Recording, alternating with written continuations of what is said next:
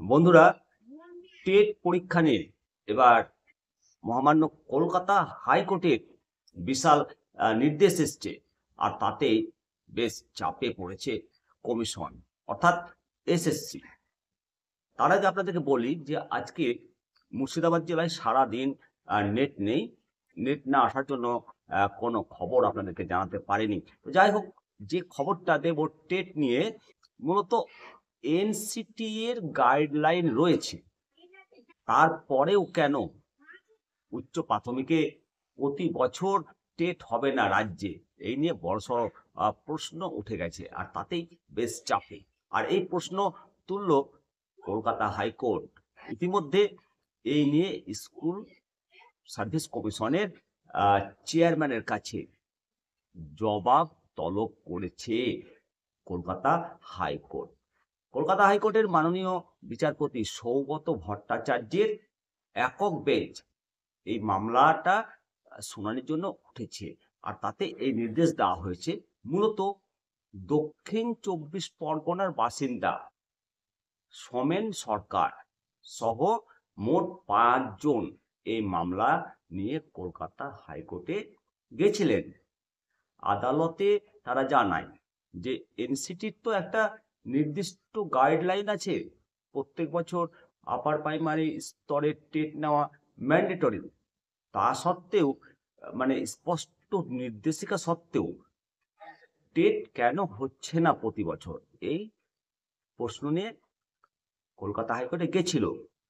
আর মামলাকারীদের দাবি ছিল তারা প্রত্যেকে টেট পরীক্ষা দেওয়ার জন্য যোগ্য।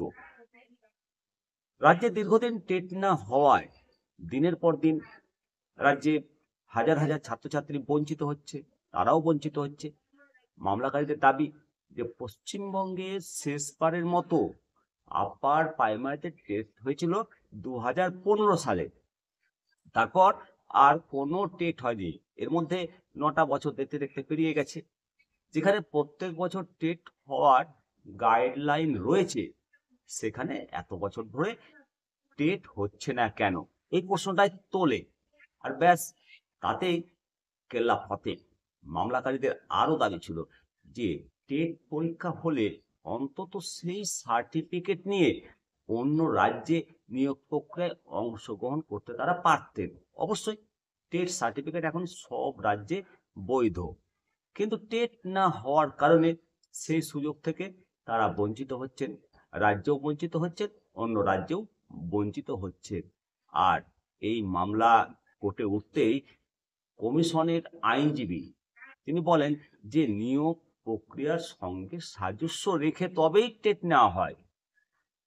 শেষ 2015 সালে যে টেট নেওয়া হয়েছিল তার ভিত্তিতে এখনো নিয়োগ চলছে। ওই নিয়োগ প্রক্রিয়া শেষ না হলে কিভাবে ফের টেট পরীক্ষা নেওয়া সম্ভব, সেই প্রশ্ন তুলেন রাজ্যের অ্যাডভোকেট। এই কথা শোনার পর একেবারে পরিষ্কার নির্দেশ বিচারপতি যে আগামী 4 সপ্তাহের মধ্যে গোটা বিষয়টি হলফনামা আকারে জানাতে হবে স্কুল সার্ভিস কমিশনকে। এদিন মামলাটির গ্রহণযোগ্যতা নিয়েও প্রশ্ন তুলেছিল রাজ্য, যে মামলাটা কোনো যৌক্তিকতা নেই এবং এই বিষয়ে আগামী শুনানিতে সিদ্ধান্ত না হবে। আশা করা যায় এই রায়ের ফলে, এই যে পর্যবেক্ষণ উঠে এলো, এর ফলে টেট পরীক্ষা খুব তাড়াতাড়ি 2025 সালে বা এই বছরের মধ্যেই টেট পরীক্ষার আয়োজন করতে হবে। আর টেট পরীক্ষার সার্টিফিকেট যেখানে সারা রাজ্যে সহ বাইরের রাজ্যগুলো তো বৈধ, তাহলে টেট পরীক্ষা নিতে আপত্তি কি? আর নিয়োগ হয়নি, সে তো কেসের জন্য নিয়োগ হয়নি, বা সরকারের নিয়োগ সম্বন্ধে একটা অনীহা তো রয়েছেই, এটা তো বলতেই হয়। তো যাই হোক, কাউকে বঞ্চিত যাতে না হতে হয়, সেই জন্য মধ্যশিক্ষা পর্ষদ আপার প্রাইমারি টেট খুব তাড়াতাড়ি নেবেন এই আশা রাখা যাচ্ছে। এবং সঙ্গে সঙ্গে নিয়োগ সংক্রান্ত আর যাতে কোনো প্রকার জটিলতার সম্মুখীন না হতে হয়, সেই সমস্ত বিষয়গুলো রাজ্য অবশ্যই ভাববে, স্কুল সার্ভিস অবশ্যই ভাববে বা ভাবা উচিত। কেন বারংবার শিক্ষা দপ্তরকে কোর্টে ছুটে যেতে হবে? কেন শিক্ষা দপ্তরে চাকরি করতে গেলে কোর্টে গিয়ে চাকরি নিতে হবে?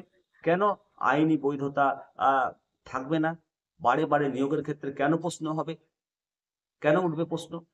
অবশ্যই এগুলো ভাবাচ্ছে। একই সঙ্গে এবছর আবার প্রাথমিকেরও টেট পরীক্ষা বন্ধ হয়েছে। এটা যদিও বলেছে যে 6 মাসের মধ্যে নেব, আবার যদি এই 6 মাস করতে গিয়ে এই প্রাইমারি টেট পরীক্ষাও বন্ধ হয়ে যায়, সেক্ষেত্রেও কিন্তু একটা আবার নতুন করে জটলা তৈরি হবে, দুশ্চিন্তা তৈরি হবে। তাই টেটগুলো ঠিকঠাক ভাবে হোক। পশ্চিমবঙ্গে নিয়োগ হচ্ছে না, কিন্তু এই টেটের সার্টিফিকেট সারা দেশের সমস্ত রাজ্যে বৈধ এবং সেটা লাইফ টাইম বৈধ। সুতরাং একজন ছাত্রকে পরীক্ষায় বসার সুযোগটা তো অন্তত দেওয়া দরকার। এর থেকে তো বঞ্চিত করতে পারে না রাজ্য। আর এই মানে টেটে বসার জন্য আদালতে ছুটতে হবে। আদালতে ছুটতে গেলে তো গ্যাটের টাকাটা খরচা হয়। একদিকে একটা বেকার ছেলে এত কষ্ট করে লেখাপড়া করার পর চাকরি পাচ্ছে না। আবার পরীক্ষাতে বসার জন্য তাকে কোর্টে ছুটে যেতে হচ্ছে। এইগুলো সত্যি, এইগুলো শুধু যারা কোর্টে যাচ্ছে তাদের মানসিক চাপ বাড়াচ্ছে না, এটা আসলে পুরো সমাজের মানসিক চাপ বাড়াচ্ছে এবং আগামী দিনের নতুন প্রজন্মের উপরও একটা বিশাল মানসিক চাপ পড়বে। তাই শিক্ষা দপ্তরের উচিত, রাজ্য সরকারের উচিত অতি সত্বর টেট পরীক্ষা নেই শিক্ষার স্বার্থে। আর টেট পরীক্ষা যদি না হয় তাহলে স্কুলগুলো তো এমনিতে শিক্ষকের অভাবে ধুঁকছে। এই এসএসসি নিয়োগটা 9 বছর পর হচ্ছে, সব স্কুলগুলো উঠে যাওয়ার মধ্যে 1 টিচার 2 টিচারদের চলছে। আর এই রিক্রুটমেন্টের উপরে কটা করে টিচার পাবে? একটা বা দুটো স্কুল টিচার পাবে, একটা বা দুটো করে শিক্ষক স্কুলগুলো টিচার পাবে। কিন্তু ছাত্র শিক্ষক রেশিও তো ভ্যাকেন্সি থেকেই যাবে। তো নতুন টেট যদি না থাকে, নতুন টেট যদি নিজস্ব উদ্যোগে এসএসসি না নেয়, প্রাথমিক শিক্ষা পর্ষদ না নেয়, তাহলে নিয়োগ কোথা থেকে হবে? একেবারে আইন ব্যবস্থা স্বচ্ছ আছে, আর তার জন্য আইন ব্যবস্থার উপর প্রচন্ড ভরসা আছে আমাদের। তার জন্যই আইনি লড়াই লড়ে সেই মর্যাদা, সেই স্বীকৃতি আদায় করতে ছুটছেন। আশা করা যায় আইনের দেবী সঠিক রায় দিয়ে টেট পরীক্ষায় এবং নিয়োগ যাতে স্বচ্ছভাবে হয়, সেই বিচার, সেই আদেশ উপহার দেবে আপামর বাঙালিকে। আপামর ভারতবর্ষের লোক। পশ্চিমবঙ্গ শিক্ষায় এগিয়ে ছিল, 1 নম্বর ছিল, 1 নম্বর থাকবে। এই হোক আমাদের অঙ্গীকার, এই হোক আমাদের প্রতিজ্ঞা। অবশ্যই আপনারা মতামত দেবেন। আমি শিবরাম সরকার আপনাদের সঙ্গে নিমতিতা দর্শন। প্রত্যেকটা ভিডিওগুলোতে আপনারা কমেন্ট করবেন, শেয়ার করবেন, লাইক করবেন। পরবর্তী আপডেট নিয়ে আবার আপনাদের সামনে আমি হাজির হব। নমস্কার, ভালো থাকুন, সুস্থ থাকুন।